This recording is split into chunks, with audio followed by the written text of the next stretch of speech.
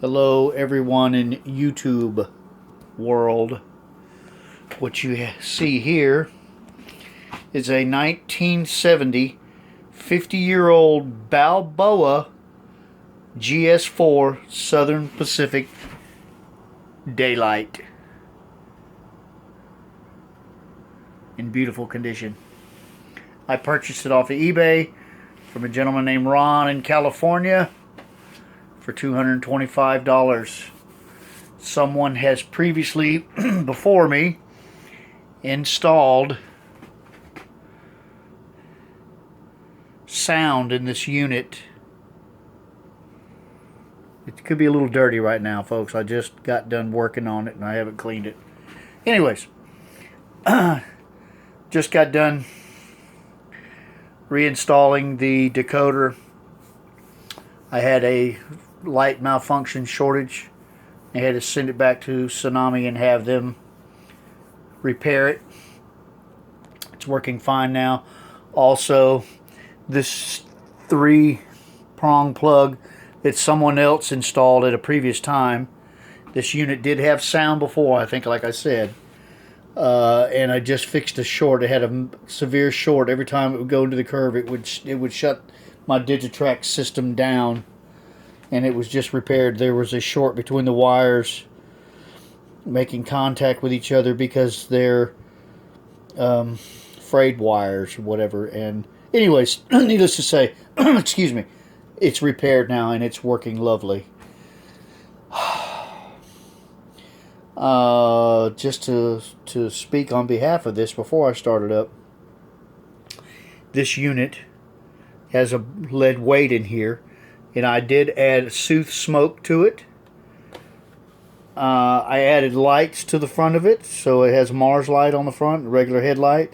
It has a tender light for the backup as well, and it has a mega bass speaker in it. Tsunami soundtracks, sound Steam 2, and it also has a flicker light in the bottom. The good thing about the Tsunami is they have the capability to have a flicker light on there, which I did not know because I did not research it. This particular flicker light is from a gentleman in Germany. I think I got 6 of them for, I don't know, $18, roughly, something like that. Excuse me. Off of eBay. The flicker capability is already built into the light, so on this, all I have to do is just turn the light on and it works on its own. Like I said, I did not do any research. I did not realize that the Tsunami has the capability to have all of that and have an on and off switch with a relay to power up the smoke unit. But my smoke units are all wired direct.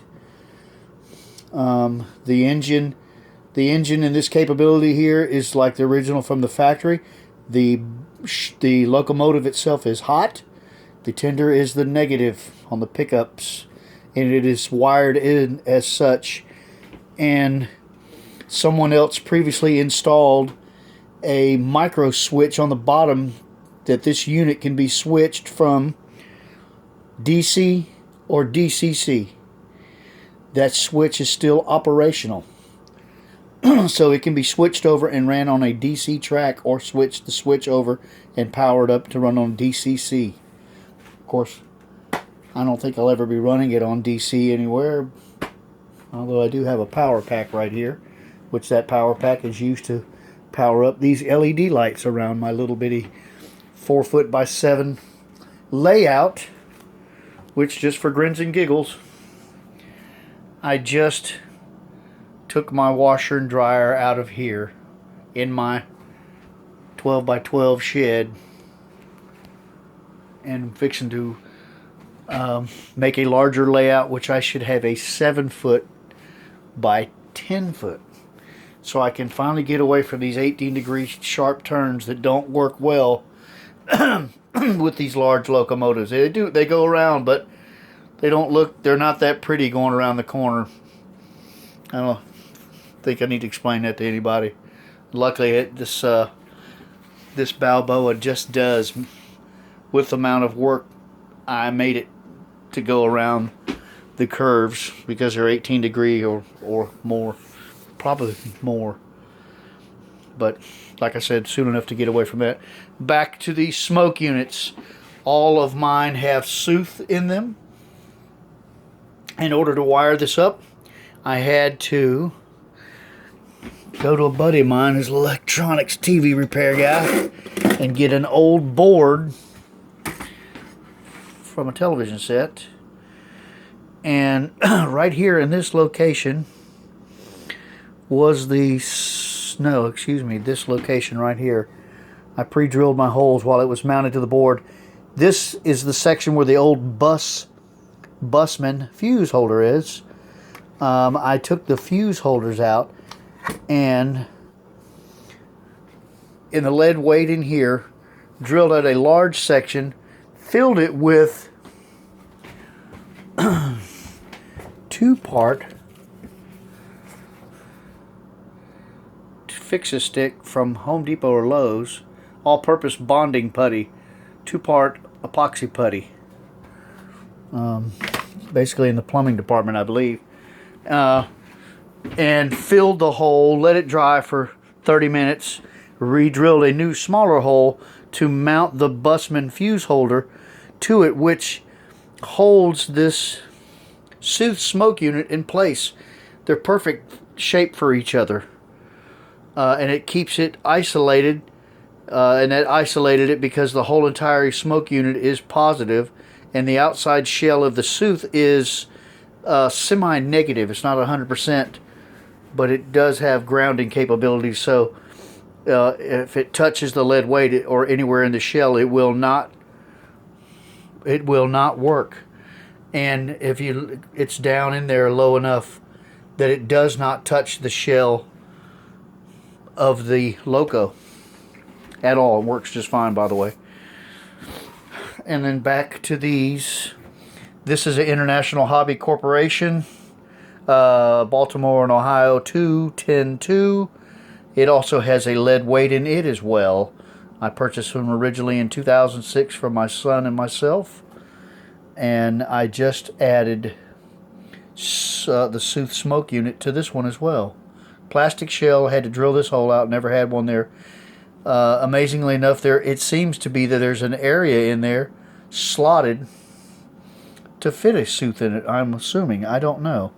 But as far as I was concerned, it was. And I also mounted the busman fuse holder to this, but I did not have to isolate this one because this has a plastic shell, whereas the Daylight is a brass locomotive, and it had to be isolated.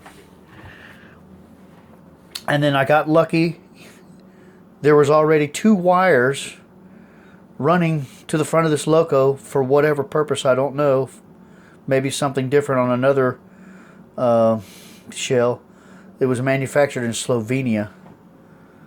And then at least it runs back here to the 9-pin harness, and it was easily to wire that one up to the positive and the negative off the track so that they all have permanent power. All my Sooth units, every one of these, this is an Athearn Genesis with a plug-and-play Sooth. This is an MTH factory smoke and a Rivarossi Big Boy, and I added smoke to it as well. They're all continuously hot. Only thing I can say about that is just to keep your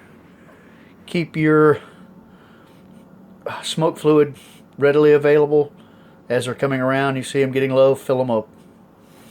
And this is just an injector from Hobby Lobby that I use to fill my smoke. They tend to go in rather well into the little hole, several little drops, and you're good to go. That being said, let's set the smoke down. I think I'm ready to go. As I said, and then the other thing, just to let you know that these are some cheap AHM passenger cars for the Daylight. I got them 6 months ago. 7 months ago, I originally intended to get an MTH, but they were unavailable. The manufacture date hadn't been made. I finally canceled my order, a prepaid order, in October, and I think I got this unit back in November or end of October because I got tired of waiting on MTH to manufacture the new ones They had a holdup. I'm glad I waited. I'm very happy with the Balboa. I'm very happy with MTH products. They make a beautiful train. The casts are very compatible with the brass. The quality is definitely there. But then again, I don't really care for MTH's prototypical DCS system, and I don't like some of the functions on their sound decoders. I don't. They say they tend to do more. I kind of tend to disagree. I don't like them. I like just a regular DCC decoder that has extra functions that you don't. They're just not prototypical. I like the universal much better. So that being said, let's fire it up and run it around the track. Like I said, I just got it going, and I'm really excited to see it finally go around the track without shorting out over here. I knew there was a problem originally from a couple of months ago on this project, and it's definitely been a project with this. I suggest in the future, if anybody decides to do this, do some research and also use the 9-pin harness that's available from Soundtrax for like $22, which is the best deal going, and simplicity for installation, which would have worked beautifully on this. I mean, it's pretty rough looking, but it's fully functionable because I had gone with these Micromark. I like their products. I don't like their high-end retail prices that they have, and they are ungodly on their shipping. They do not cut you a break on any shipping and handling, that's for sure. But it is functionable. Alright, that being said, let's power it up and see how she goes around the track. I've already done my own test runs.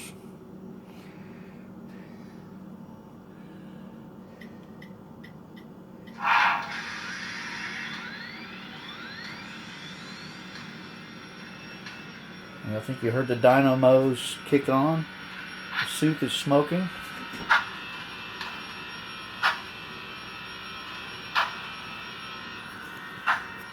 Could quite possibly use a little more.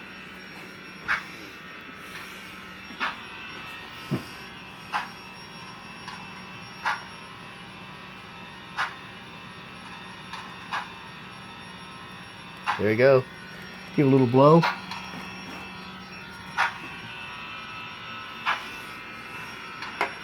Set the smoke down, but there she is smoking.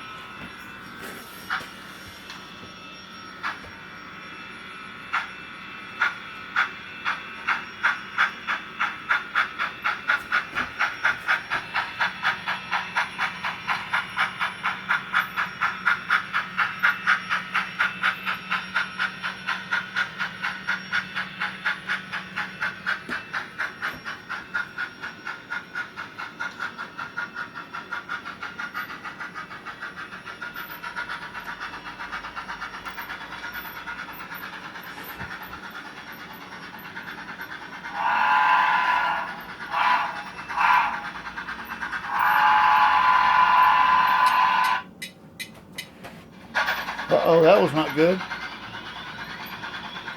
This tight radius is too tight.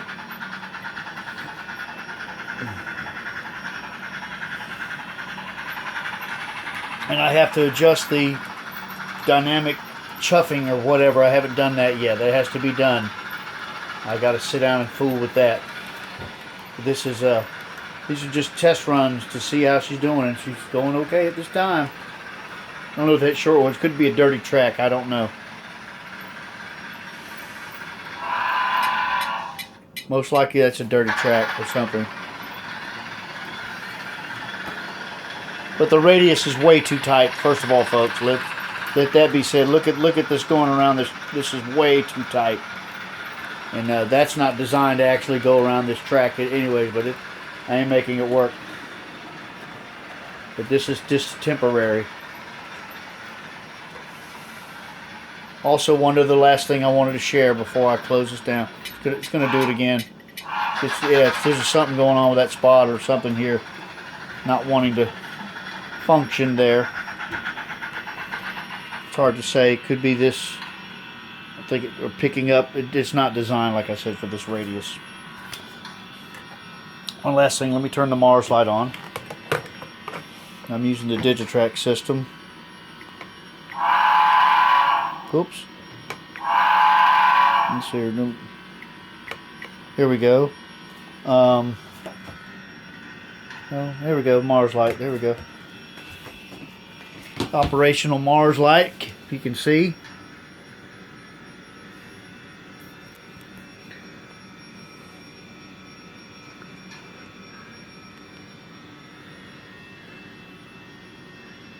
I don't know if we can see. Let me. Can't turn this. Cover that up for a second here. Cover that light up. There is the functioning Mars light working. So that's working also. And just to let you know, last thing, I ordered MV lenses for this, and they are unavailable. $5 everywhere. They said they were on back order. These lenses I made myself from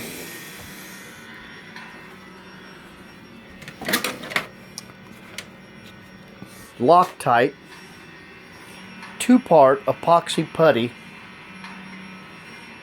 5-minute epoxy, clear, from the Dollar General store for $4, on wax, kitchen household wax paper, so they would not stick.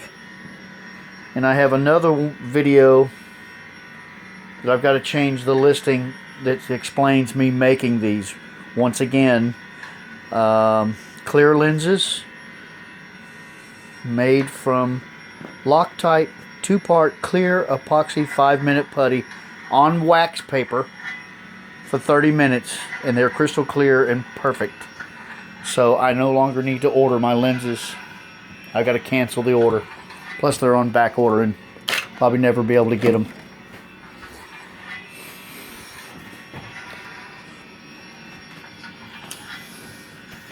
And one last time before I upload this, I'm gonna get it going.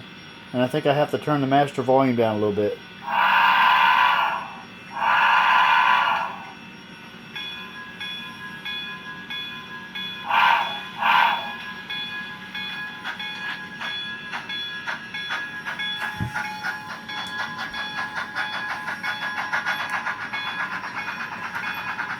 And you can see the flicker light.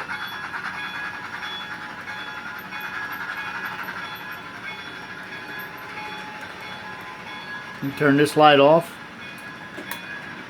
and you can see the flicker light as it comes around.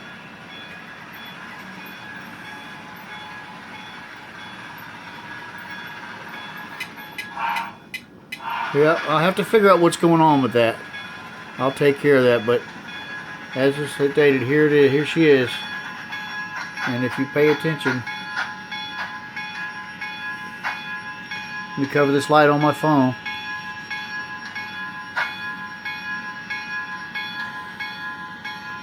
You can see the flicker light. Also, you can see it now.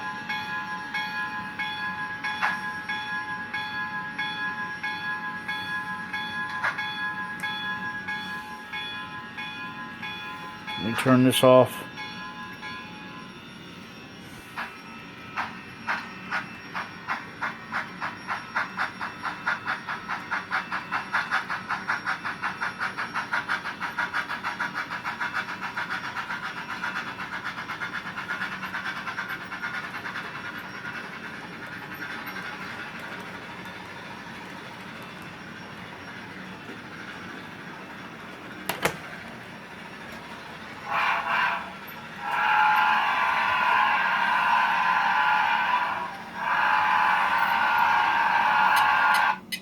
Yeah, I will have to figure out what is going on with that particular deal there. Okay. Y'all have a good one. I just wanted to let you know and show you that it was working. That's something going on with my track or my layout over there. Hope you enjoyed this. Take care.